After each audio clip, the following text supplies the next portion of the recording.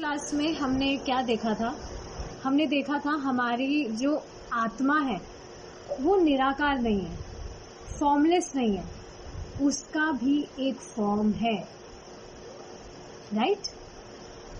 और उसका भी एक साइज है।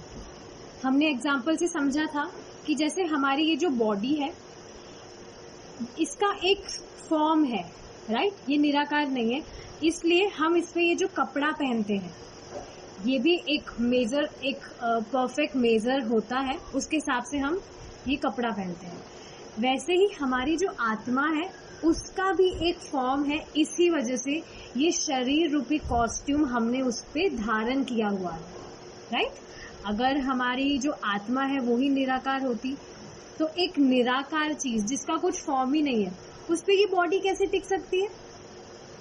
तो इससे ये चीज समझ में आती है। चलिए अब हम आगे देखेंगे। अत इंद्रियम शब्द का अर्थ यह है कि यथार्थ आनंद या सुख का अनुभव करने के लिए हमें इन भौतिक इंद्रियों के परे जाना होगा।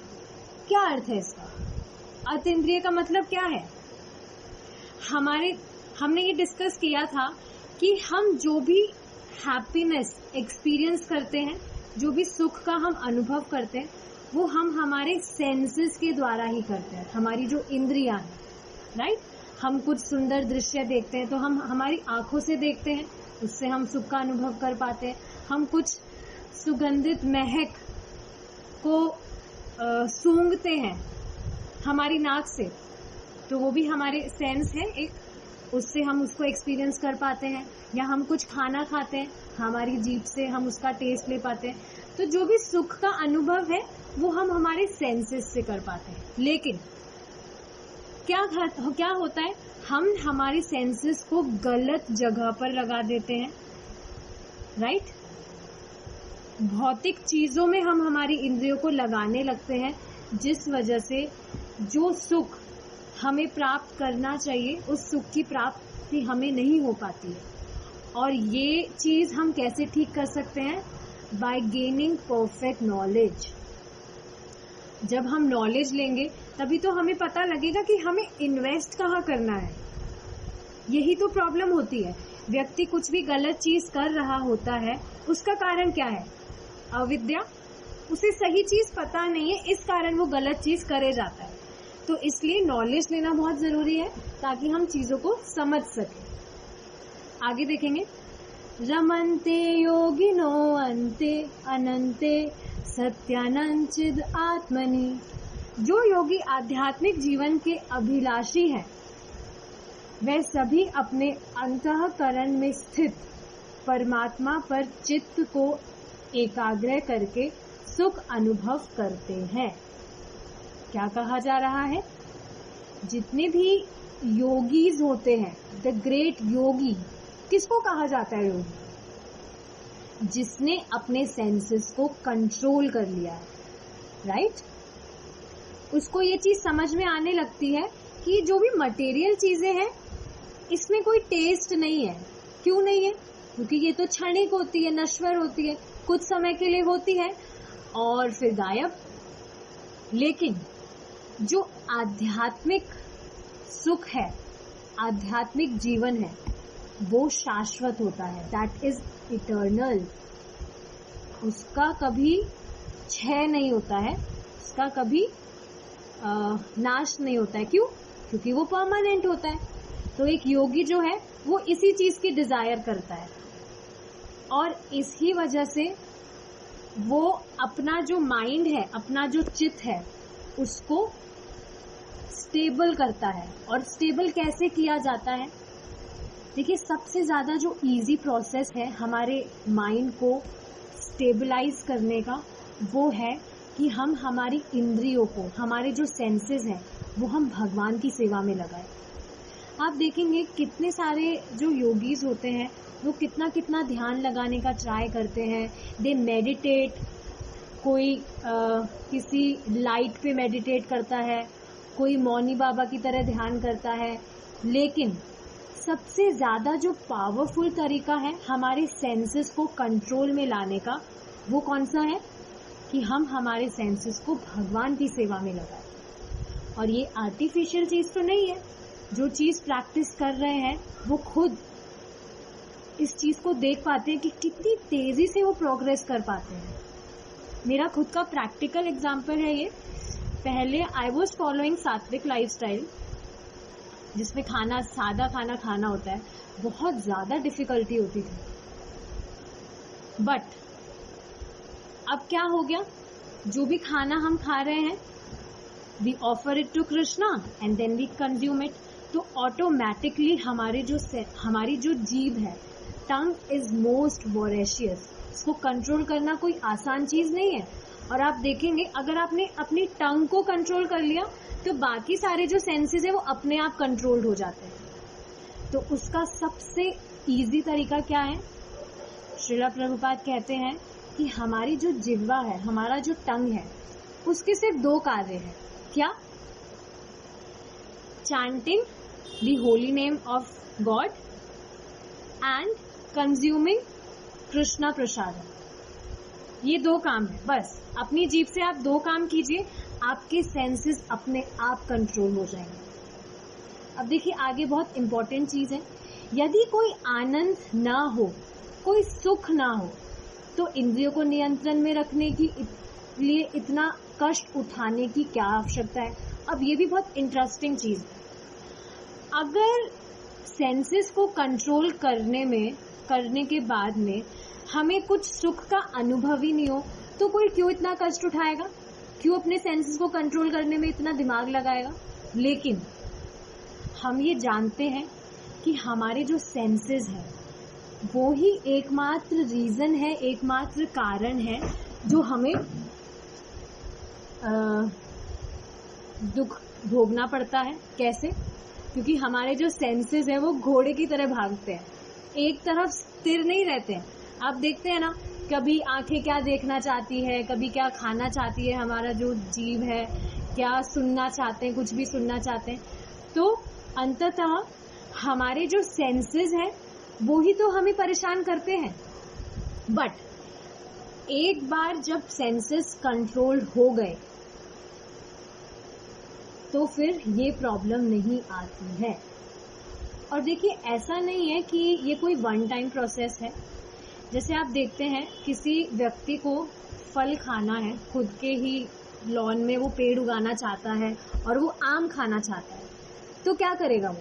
पहले वो बीज उसमें डालेगा, उसमें पानी डालेगा, and he will have to wait for years, right? ऐसा तो है नहीं कि तुरंत उसने बीज डाला, पानी डाला और तुरंत पेड़ उग गया उसमें से। थोड़ा टाइम लगता है और फिर वो देखेगा कुछ सालों के बाद में, जब जो ट्री है वो बहुत बड़ा हो जाता है, उसमें से फ्रूट्स भी आने लगते हैं। तो सेम जो प्रोसेस है वो भक्ति का है।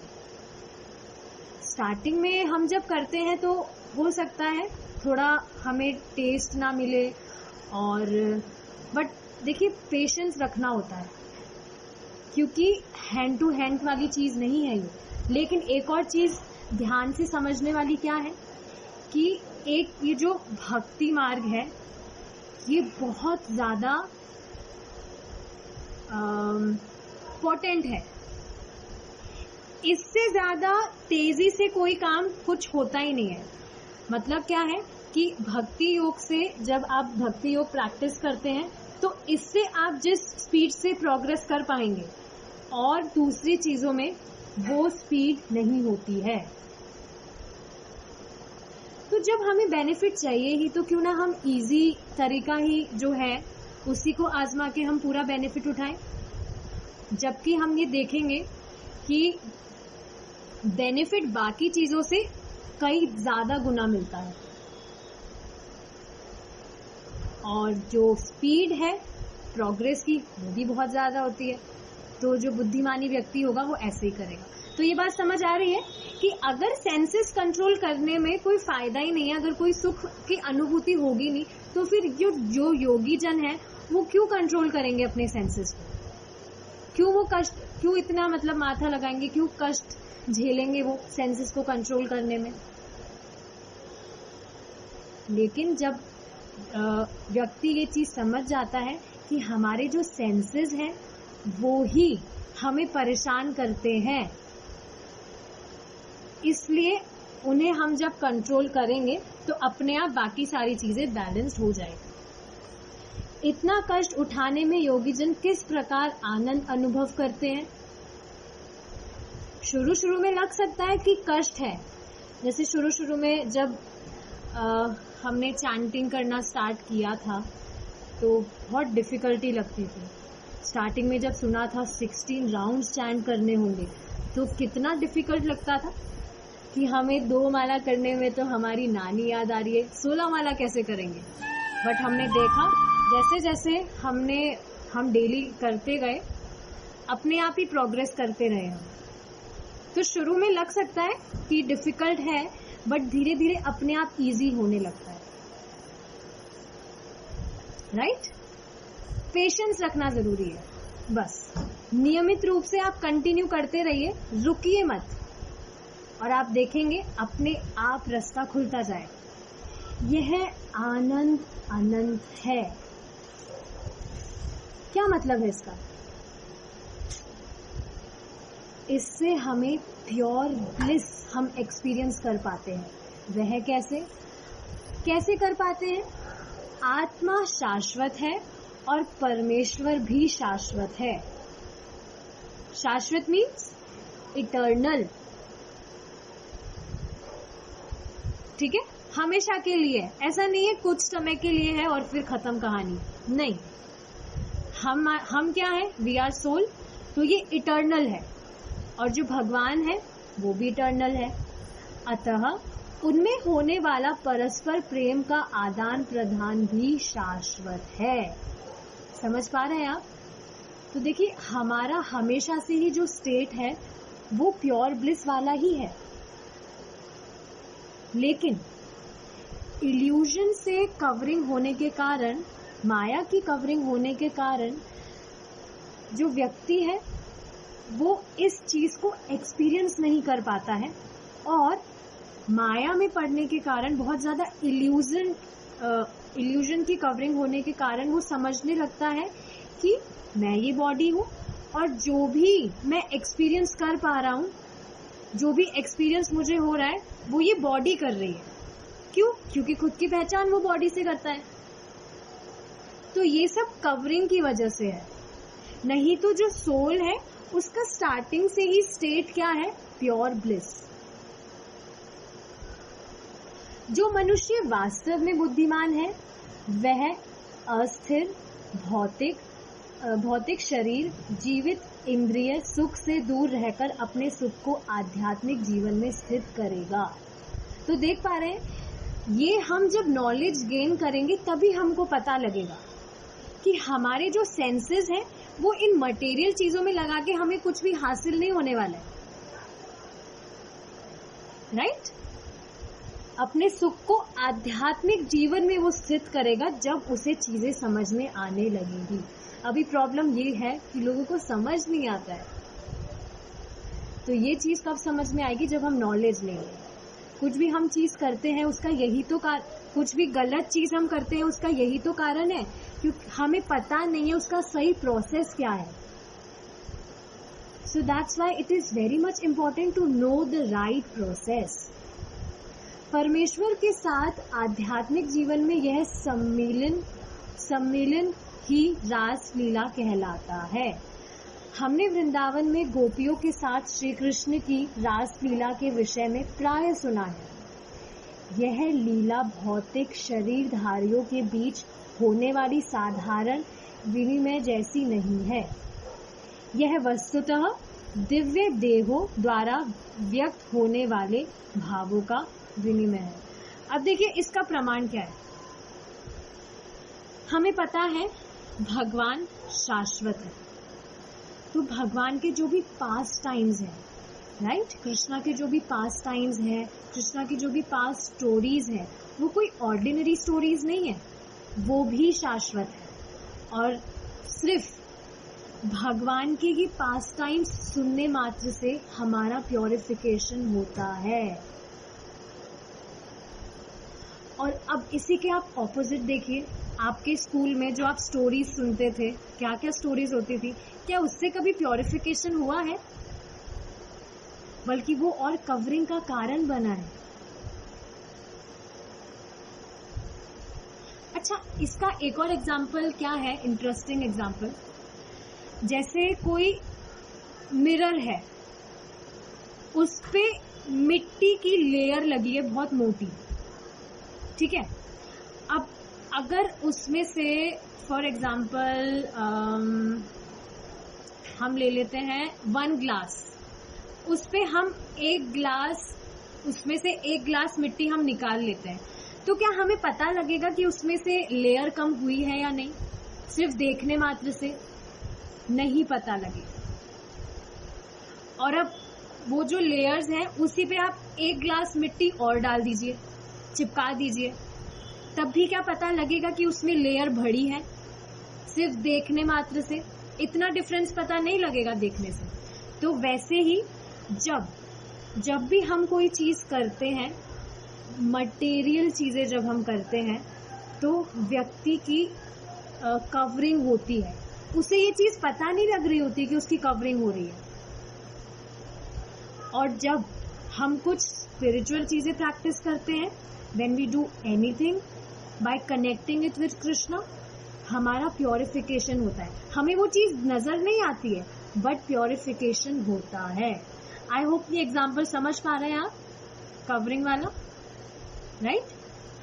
तो इसको इस चीज से देखना चाहिए। अभी हमें समझ नहीं आ रहा होगा कि प्योरिफिकेशन हो रहा है या नहीं हो रहा है। चैंटिंग तो हम कर रहे हैं, बाकी सारी चीजें भी कर रहे हैं, बट वो हैंड टू हैंड नहीं दिखता है। आप जैसे जैसे आगे प्रोग्रेस करेंगे, आपको अपने आप चीजें क्लियर होने लगे, राइट? ठीक है, आगे देखेंगे। इस रहस्य को समझने के लिए मनुष्य को थोड़ा सा बुद्धिमान होना आवश्यक है। ज्यादा बुद्धि की जरूरत नहीं है, थोड़ा सा बुद्धिमान होना जरूरी है।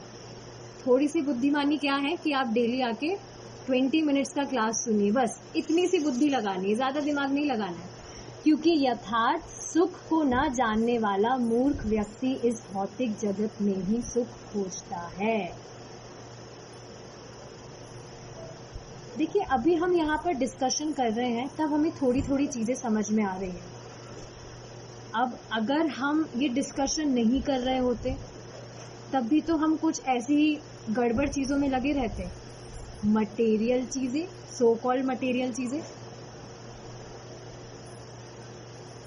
तो ये चीज नॉलेज से ही पता लगती है, राइट? और जब हमारा जो नॉलेज है वो एकदम स्ट्रांग हो जाता है, तब हम समझने लगते हैं कि ये जो भौतिक जगत है, मटेरियल चीजें जो हैं, जिसमें हम सुख खोजने का प्रयास कर रहे हैं, असल में इसमें सुख नहीं है। आगे देखेंगे। भारत में एक कथा है, देखिए बहुत इंटरेस्टिंग स्टोरी है, अभी ध्यान से सुनेंगे। कि एक व्यक्ति को यह भी नहीं पता था कि गन्ना क्या होता है। गन्ना सब जानते होंगे, शुगर केन। उसे केवल इतना बताया गया था कि गन्ना चूसने में बहुत मीठा होता है, बस उसे बताया गया था, उसे पता नहीं था, उसने कभी टेस्ट नहीं लिया था। उस व्यक्ति ने पूछा, अरे गन्ना देखने में कैसा होता है? तो किसी ने कहा, गन्ना देखने में बांस के डंडे के समान होता है। बस यह सुना ही था कि वह मूर्ख आदमी हर प्रकार के बांस के डंडों को चूसने लगा, परंतु इससे उसे गन्ने की मिठास का अनुभव कैसे हो सकता था?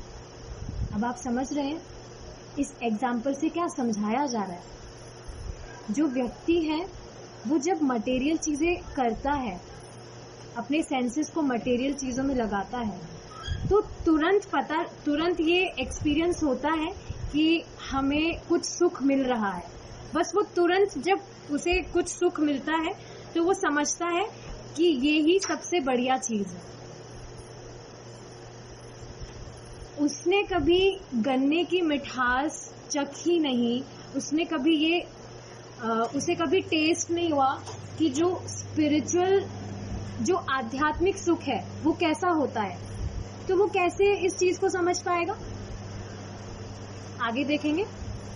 इसी प्रकार हम भी सुख और आनंद प्राप्त करने का प्रयत्न कर रहे हैं, पर हम मूर्खतापूर्वक इस भौतिक शरीर को चूस कर उन्हें प्राप्त करने की कोशिश कर रहे हैं।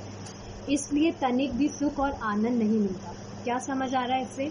कि हम अपने आप को ये बॉडी समझ रहे हैं और इस बॉडी का पालन पोषण करने के लिए सारी चीजें करे जा रहे हैं। आप देखेंगे जो भी एक्टर एक्ट्रेसेस का एग्जाम्पल ले लेते हैं, वो कितना ज़्यादा उनकी देहात्म बुद्धि होती है। देहात्म बुद्धि मतलब ये समझना कि मैं ये बॉडी हूँ, पर बस अपने बॉडी में ही लगे रहते हो, इसके ही देखभाल में लगे रहते हैं।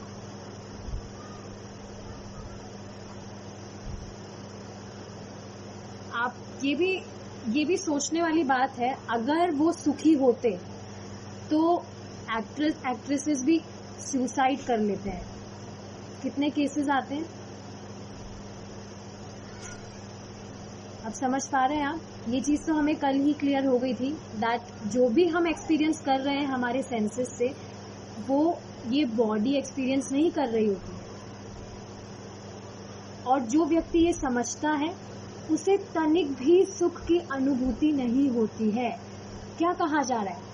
कुछ क्षणों के लिए उसमें अल्प सुख और आनंद का आभास हो सकता है। हम मटेरियल चीजें करते हैं, उसमें इन्वॉल्व होते हैं, तो कुछ टाइम के लिए हम एक्सपीरियंस कर पाते हैं कि हाँ हमें सुख मिल रहा है। जैसे हम कुछ टेस्टी खाना खाते हैं तो तुरंत हमें उसमें टेस्ट मिलता है कि हाँ बहुत टेस्टी है, या कुछ भी हम करते हैं तो उसमें कुछ क्षण वाला तुरंत सुख मिलता है, तो हम समझते हैं कि ये तो बहुत ही अच्छी चीज है। परंतु वह वास्तविक सुख नहीं है, क्योंकि वह अस्थाई है, कुछ समय के लिए। लेकिन अब इसी के विपरीत जो आध्यात्मिक सुख है वो क्या है? परमानेंट है, जिसकी हम अब कल चर्चा करेंगे। ठीक है, हमारा टाइम अप हो गया है। किसी का कुछ क्वेश्चन है तो पूछ सकते हैं। आप सब ट्राई कीजिए कि 5:55 तक ज्वाइन कर लिए, because we already have limited time. इसके बाद में नेक्स्ट सेशन स्टार्ट हो जाता है। Okay, all right, thank you so much for joining. We will meet tomorrow if Krishna is willing. Hare Krishna.